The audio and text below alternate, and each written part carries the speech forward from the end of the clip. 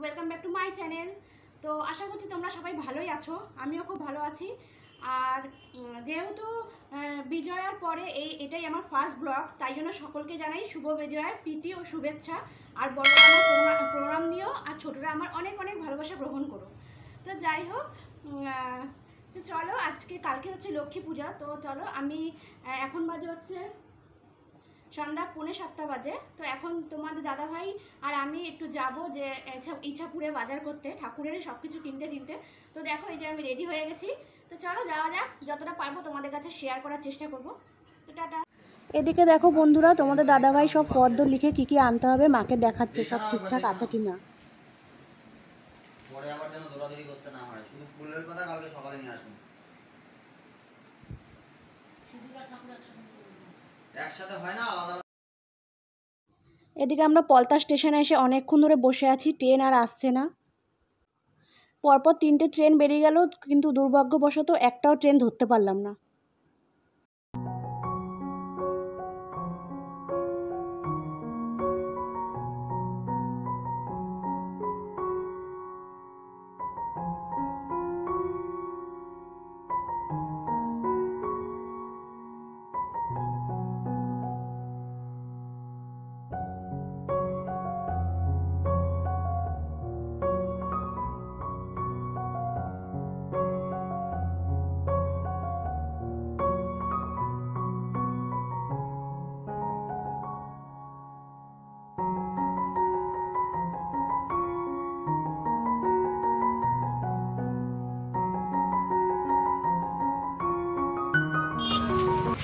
দেখো বাজারের কি অবস্থা, প্রচণ্ড ভিড়। এত ভিড় মানে বলে বোঝাতে পারবো না। আর ভিড়টা হওয়াটা তো স্বাভাবিক, কারণ প্রত্যেক ঘরে ঘরে লক্ষ্মী পূজা হয়, তাই জন্য ভিড়টা হয়েছে।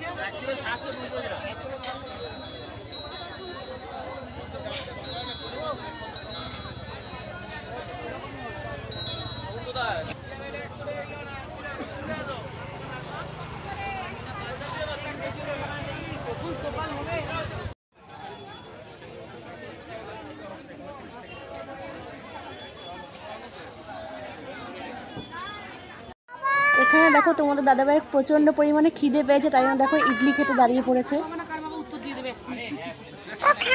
একদমই লোভ সামলাতে পারে না।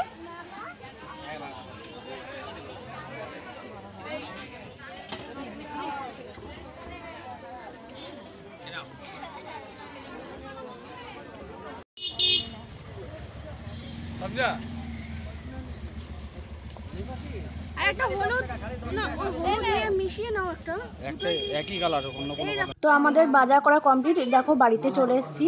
তো ঠাকুর ঘরে দেখো ফুল বেলপাতাগুলো খুলে খুলে রাখছি, কারণ কি পচে যাবে, তাই জন্য।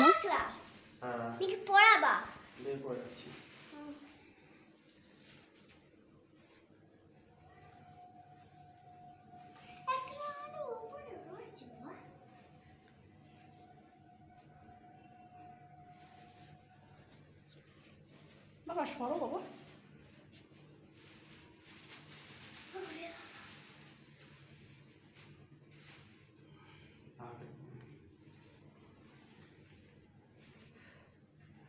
এটা এখানে থাক সাইডে। এই ব্যাগটা খালি হয়ে গেল।